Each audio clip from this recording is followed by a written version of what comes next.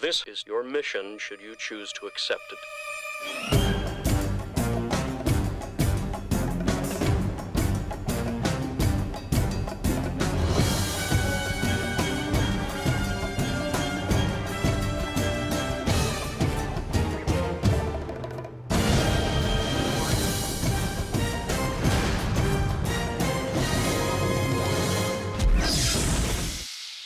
I remember Tom called me and he said, I've always loved Mission Impossible. I'm a huge fan. You know, as a kid, you think, oh, you know, it'd be just a lot of fun. You know, a very good cast, an intriguing story. Good morning, Mr. Phelps. The man you're looking at is Walter Townsend, one of our high-ranking intelligence officers, whom we recently discovered is a top enemy agent. The original Mission Impossible series was a Cold War series, really.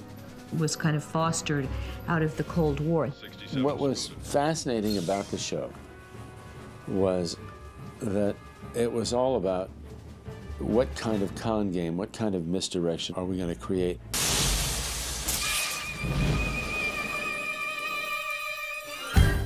We just set up shop at Paramount Pictures, and Tom said, they have Mission Impossible, one of my most favorite things, let's do it. And I said, great idea, Tom, and we started developing the scripts. I just thought it could be a lot of fun playing this guy. I mean, a guy who speaks many different languages, can assume many different identities, a character that uses his wits to get out of situations and force if it need be. You don't want to lose what's attractive about the television material. On the other hand, you want to do something that's new and different. Ethan. Yes. Ethan Hunt, darling. You remember him, don't you? The only character that appears both in the movie and in the TV series, which will be recognizable to old Mission Impossible fans, is Jim Phelps. Good morning, Mr. Phelps. But this is a great departure for Jim Phelps. I would have to say that, you know, my Jim Phelps borrows something from the original, and then the new one takes its shape in the pieces, like the birth of a new team. And boy, we thought, wouldn't this be great to have Jon Voight play Mr. Phelps? You wouldn't suspect him at all. And I remember one sequence in particular that Tom and I worked on that I liked very much was that time when he starts to explain to Ethan Hunt what really happened. Ethan. I saw who shot me. I saw them all. It was Kittredge. Kittredge. I love this sequence. It's one of my favorites in Mission 1 because Jon Voight is sitting there thinking he's pulling one over on Tom or Ethan Hunt, when in fact, Ethan Hunt's figured the whole thing out and is pulling one over on Jon Voight. It's a very efficient sequence where the hero realizes that his mentor and longtime friend that he's trusted more than anybody else has utterly turned. Why, Jim? Why? When we were thinking, okay, we have this great idea, we know what we like about it, we like the characters, we like the team, and the twists and the turns and the surprises. We liked all that. And now we need a director to help us, you know, fulfill this. You know, I was really excited when Brian said he wanted to direct this movie. You know, an opportunity to work with him and see what kind of movie he made with this was very exciting for me. You're creating 20,000 things that they've got to overcome. And everything, of course, goes according to schedule until something, of course, goes south, and then everything goes wrong. Brian had sequences that he designed, and he got what he wanted, and that was the important thing for us as producers. You ready, and action.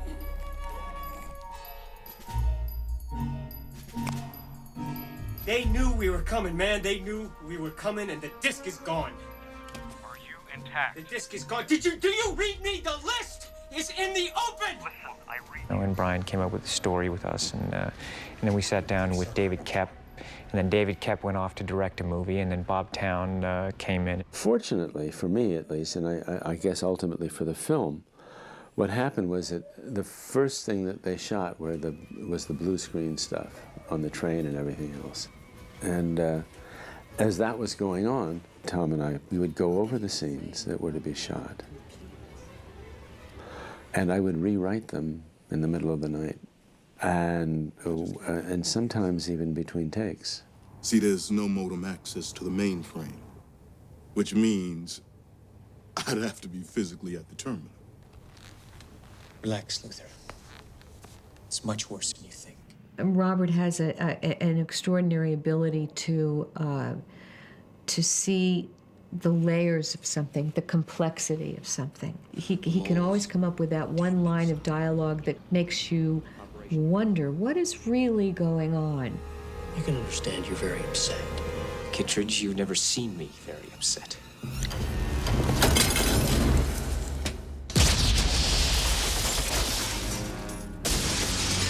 There are always many challenges when you make a movie. Obviously, the physical production was challenging. You had a huge international canvas to set your pieces in action on.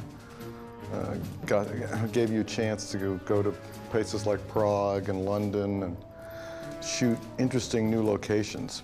And we were one of the first major American films to go to Prague in this new and show contemporary Prague, which is a beautiful, mysterious city.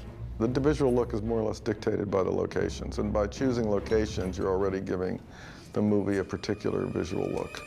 I felt like a kid in a candy store, with all the sequences that Brian designed, and it is, I think, Brian De Palma at his best. The talent that went into the movie and the making of the movie and the way that things actually fit in the movie, it's pretty impressive. People would say, you know, TV series, why would you do that? And my response is, it doesn't matter what the source material is. What matters is the finished product. And we were very proud of the finished product of Mission 1.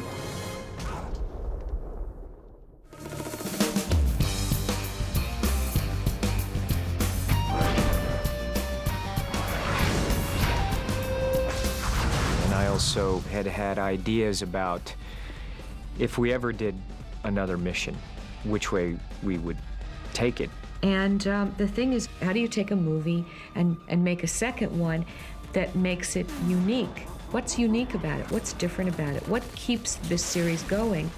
I never really looked at it in terms of a sequel, that if you take this movie, I wanted for it to be able to stand on its own as a picture. And it really, John Woo embraced those ideas and came to the table with his own ideas about the character and the picture and what he envisioned Mission to be. I was suggesting to make this character and the whole movie make it feel young and full of great energy, try to create a new kind of hero. You see how his action movies have affected the American action films and different filmmakers, I think, that admire him or pay homage to him. He has his own style and his own heart. You know, that's why he's the man. He's the Woo.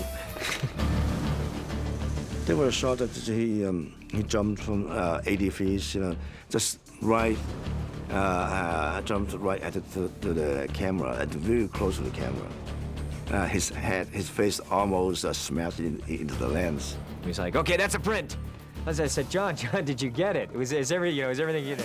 He was so nervous to ask me to do another one, you know, for fear that I might plummet to my death and then he would be held responsible for that. I appreciate it when I go to a movie and I see that level of effort in there, and I'm committed to what I do, and I think that the audience, I hope that they appreciate that and they enjoy that, because it's for them, and I wanted to give them that.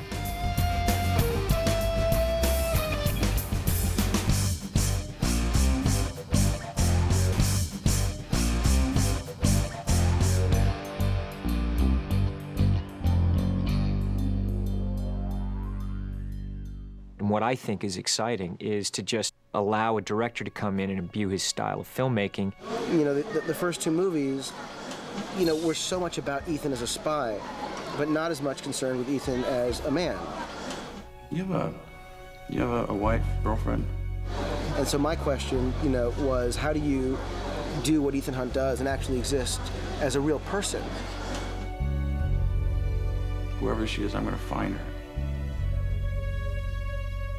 I'm going to hurt her.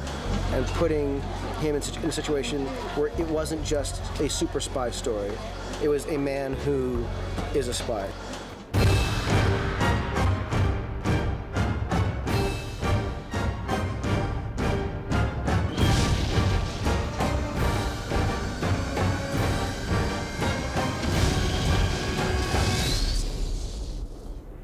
Welcome back, brother.